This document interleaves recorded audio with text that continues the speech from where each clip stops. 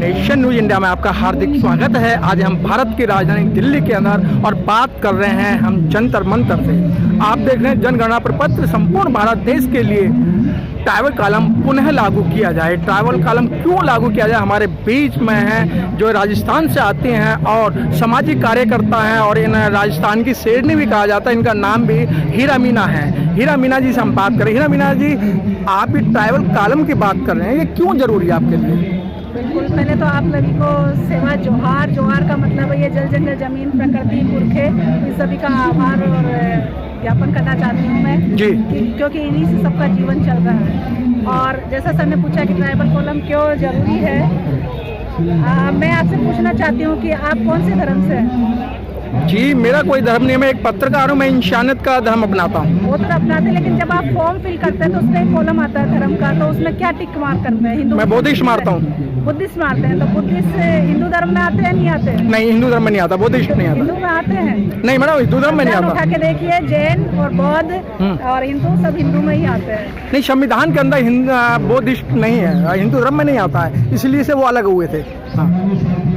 आपने पूछा tribal column के लिए, ये मतलब ट्राइबल कॉलम ब्रिटिश गवर्नमेंट ने दे रखा था। हम आदिवासी देश की मूल संतान है, मूल वंशज है, ओरिजिनल है, देशज है, मूल मालिकों के वंशज है।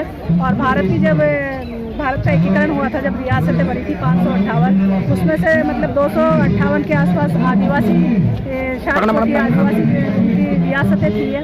उन्हीं की रियासतों को मतलब 70% धरती को मिलाकर, इसलिए अनुसूची 5 और 6 का जो विशेष प्रावधान दिया गया संविधान में सिर्फ आदिवासियों के लिए, वो इसलिए दिया गया है कि 70% धरती हमारे पुरखों की रही है और आज भी है। आप चाहे नॉर्थ ईस्ट में चले जाइए, चाहे राजस्थान में या गुजरात में या फिर मध्य प्रदेश में या झारखंड में, कहीं भी चले जाइए, आपको आदिवासी सब जगह मिल जाएंगे। पूरे भारत में आदिवासी है, पूरे संसार के 195 देशों में आदिवासी है। मैडम, हम आज ये ट्राइबल कॉलम की बात कर रहे हैं और एक तरफ से आप देख रहे हैं जो देश चलाया जाता है, आज संविधान ही खतरे में, संविधान को बदला जा चुका है। हम लोग संविधान बचाने की बात नहीं कर रहे, हम अपने अपने मुद्दे की लड़ाई लड़ रहे हैं। देखिए, संविधान जो तोड़ने वाले हैं वही देश चला रहे हैं, तो बचाएगा कौन? पहले तो ये बताइए, क्या सेना आके संविधान बचाएगी बॉर्डर छोड़ के, या आम लोग अपनी रोजी रोटी छोड़ के संविधान को बचाएंगे? ये आप सवाल उनसे कीजिए जो संविधान को तोड़ रहे हैं या फाड़ रहे हैं या गुमराह कर रहे हैं या बदल रहे हैं।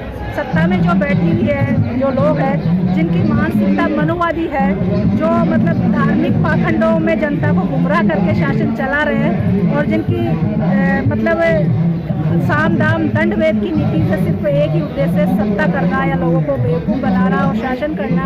वो संविधान का वही धज्जियाँ उड़ा रहे हैं, वही संविधान की अवहेलना कर रहे हैं और वही संविधान को जलाते हैं इसी जंतर मंतर पे। आप लोगों ने देखा है, रिपोर्टिंग भी की है। लेकिन मैडम, बात वही आती है जो सत्ता में है, सत्ता में लाने वाले भी तो हम ही लोग हैं। देखिए, सत्ता में लाने वाले हम ही लोग हैं। जब आपको लालच दिया जाता है अच्छे दिनों का 15 लाख में, तो आप क्यों नहीं उनको लाएंगे? लालच तो आपको भी मिला है, इसीलिए तो बहुत भारी बहुमत मिला है ना।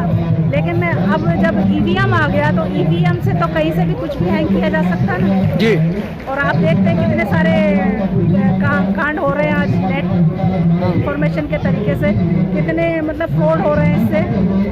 वो कहीं से भी कुछ भी है। और IT सेल इनका कितना तेजी से मतलब काम करता है कि कोई सा भी मुद्दा किसी भी तरीके से गुमराह करने के लिए तुरंत उठा देते हैं, जनता उसी में लग जाती है पीछे पीछे। मतलब एक बात आती है कि भाई वो शिक्षा की जननी सरस्वती है, लेकिन अमेरिका के अंदर आविष्कार हो रहे हैं, जापान के अंदर आविष्कार हो रहे हैं, लेकिन शिक्षा जो सरस्वती है यहाँ पूजा जाता है। आपको किसने कहा शिक्षा की जननी सरस्वती है? किताबों में लिखा है मैडम। सरस्वती का क्या बायोडाटा है, वो कहाँ पैदा हुई, कौन उसके माँ बाप है, कौन सा उसका स्टेट है, कौन सा उसका धर्म है, कौन से स्कूल में पढ़ी है, BA किया है, MA किया है, PhD की है, या कोई और वो लेक्चरशिप में आई है, या कोई बड़ी विदुषी बनी है। मैंने गार्गी का नाम सुना है, अपाला का नाम सुना है, सावित्रीबाई का नाम सुना है, और बहुत बड़े बड़े प्रोफेसरों को जानती हूँ, देखती हूँ और पढ़ते हैं, उनके बारे में समझते हैं, मिलते हैं। लेकिन मैंने आज तक सरस्वती का बायोडाटा ही नहीं देखा। सरस्वती की कहानियाँ देखिए तो उस कहानी में भी आपको उसमें मतलब इतना पाखंडवाद घुसा रखा है कि उसके पिता ने उसका चरित्र वर्णन किया है। तो क्या ऐसी महिला को शिक्षा की देवी बनाना आज काफ़ी मतलब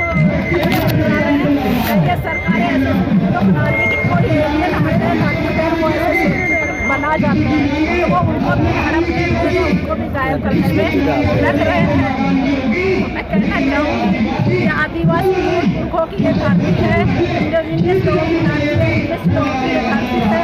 उनको उसका उदाहरण जंतर मंतर पे आ गए आह्वान कर रहे हैं, शांतिपूर्ण सद्भाव के तरीके से आह्वान कर रहे हैं। और इस देश को याद रखना चाहिए कि सबसे ज़्यादा कुर्बानियाँ आज़ादी के लिए आदिवासियों ने दी, इसीलिए सबसे ज़्यादा जो बलिदान के जो स्टेचू बने हुए वो आदिवासी स्थलों पर ही है। चाहे आप राजस्थान में मानगढ़ धाम चले जाइए, वहाँ हजारों की संख्या में आदिवासियों को नमस्कार किया। चाहे आप झारखंड में डुम्बारी पहाड़ चले, वहाँ 60,000 लोगों को एक साथ मारा गया था। बिरसा मुंडा, सिद्धो कान्हू, चांद भैरव, जब उन्होंने संघर्ष किया था ब्रिटिश गवर्नमेंट के खिलाफ। आज जो देश में बैठे हुए वो लोग हैं जो माफी मांग कर इस देश को गुलामी के कगार पर आज ले आए, लोकतांत्रिक शासन व्यवस्था के होते हैं। ये 5 ट्रिलियन इकोनॉमी का विकास करने वाली गवर्नमेंट इनको मिली थी, लेकिन आज ये पूरी बर्बाद कर चुके हैं, रोजगार के क्षेत्र में बर्बाद कर चुके हैं, स्वास्थ्य के क्षेत्र में बर्बाद कर चुके हैं और हर चीज़ का प्राइवेटाइजेशन कर चुके हैं, सबको बेच चुके हैं और अपने आप को सबसे बड़े राष्ट्रभक्त कर रहे हैं। तो राष्ट्रभक्त हुए कहाँ से?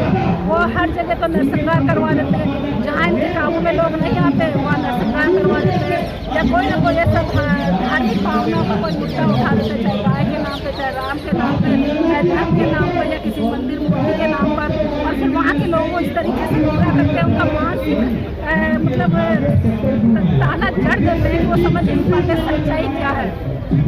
चुनाव आते हैं तो बॉर्डर पे खतरा हो जाता है, बाकी बॉर्डर पे खतरा नहीं होता। मैं पूछना चाहती हूँ, जब जनरल रावत मारे गए उनकी सुरक्षा विमान के अंदर, सोचिए पब्लिक की सुरक्षा कौन करेगा? जब रावत की सुरक्षा देश के सुरक्षा मंत्री या गृह मंत्री या प्रधानमंत्री नहीं कर पाए तो आप लोगों की कौन करेंगे? साथ में लेके जाती थी ताकि वो उनको बदल के बच्चों को अच्छी तरीके से पढ़ा के आए, और उनका जज्बा इतना बिंदास था कि उन्होंने अपने पति के साथ और पति के मरने के बावजूद उन्होंने 18 विद्यालयों की स्थापना उस समय पर की, लगभग 250 साल पहले की ये बातें हैं। और उन्होंने एक विधवा ब्राह्मणी को अपने आश्रय में लेकर उसकी जान बचाई, क्योंकि उसके परिवार वाले खुद उसकी हत्या कर रहे थे, क्योंकि वो विधवा होने के बाद प्रेग्नेंट हो गई थी। और उसके बच्चे को उन्होंने पाला पोसा और उसको डॉक्टर बनाया और उसके साथ वो रही। और तब जब देश भर में प्लेग फैला था तो प्लेग में वो सबकी सेवा करती हुई, वो बीमार बच्चों को अपने कंधों पे अपने बेटे के साथ ले जाकर इलाज करवाती थी, करती थी, तब उनको भी प्लेग होकर वो मतलब सेवा करती हुई मरी है। तो ऐसे मार्गदर्शकों को, ऐसी करुणामयी माँ को, ऐसी शिक्षा की देवी को हर शिक्षण संस्थान के हर व्यक्ति के दिलो दिमाग में होना चाहिए और उनके कर्म पथ पे चलकर उनको भी शैक्षणिक योगदान देना चाहिए। चाहे वो विद्यालय बना पाए नहीं बना पाए, लेकिन शिक्षा के क्षेत्र में उनको योगदान देना चाहिए, मानसिक विकास में उनको योगदान देना चाहिए। देखिए मैडम, फिर वही बात आएगी, लक्ष्मी की पूजा भारत में होती है और जापान के अंदर लक्ष्मी पाई जाती है। जापान के अंदर वो लोग जो है मतलब जहाज़ों में घूमते हैं, पानी के जहाज़ में घूमते हैं, लेकिन पूजा भारत के अंदर होती है। देखिए, भारत में वर्णवादी व्यवस्था है, और इस वर्णवादी व्यवस्था को बनाने वाले बहुत पाखंडी लोग हैं, बहुत मतलब ऐसे व्यभिचारी लोग हैं जो साम दाम दंड भेद का सहारा लेकर वो बस हथियाना चाहते हैं, लोगों को मूर्ख बनाना चाहते हैं। अगर यही ज्ञानी होते तो आज आश्रम जेल में नहीं होते, राम रहीम जेल में नहीं होते। सबसे ज़्यादा शिक्षा देने वाले, समाज को संस्कारी बनाने वाले यही लोग थे। तो ये तो बहुत बड़े राष्ट्रपति प्रधानमंत्री बनना चाहिए था ना, ऐसे लोगों को तो जेल में थोड़ी ना होना चाहिए था। हीरा मीना जी, आप जंतर मंतर से बोल रही हैं, भारत की राजधानी से बोल रही हैं, लेकिन आपको डर नहीं लग रहा है कि जो ये आप बार बार मनुवादी सरकार कह रहे हैं और इस तरीके के आप देखिए, डर जो अच्छा चोरी करेगा या किसी के साथ गलत करेगा, मैं ना किसी की चोरी कर रही हूँ ना गलत कर रही हूँ, मैं सच को सच बोल रही हूँ और सच को सच बोलने वाले को कभी डर नहीं लगता। मैडम, सच बोलने वाले ही तो जेल में है इस समय। आपने जो पूरे गांव का किस्सा सुना होगा, जब उन्होंने इसका ऑब्जेक्शन किया तो उन लोगों को आज भी जेल से जमानत नहीं मिल रही है। देखिए, ये इतिहास गवाह है, उस वक्त होंगे वो यहाँ भी होंगे। आप लोगों की मतलब कमी है, ये मीडिया उसको क्यों नहीं सामने लाता? आप लोग लाइए उसको सामने, जनता के सामने पेश कीजिए, जनता नहीं हो एकजुट हो। अब ये आंदोलन आप देख रहे हैं ट्राइबल कोलम कोड का, देश भर के आदिवासी जुटे हैं, ये राजधानी है, कितनी दूर दूर से, आसाम से लोग आए हैं, छत्तीसगढ़ से लोग आए हैं, गुजरात से लोग आए हैं, महाराष्ट्र से लोग आए हैं, हर स्टेट से लोग आए, कोटा बूंदी से लोग आए, जयपुर से लोग आए, राजस्थान से आए, मतलब कहाँ से नहीं आए। देखिए, जब जानकारी आपको होगी, अवेयरनेस होगी और सूचनाएं मिलेगी तो फिर आप उसके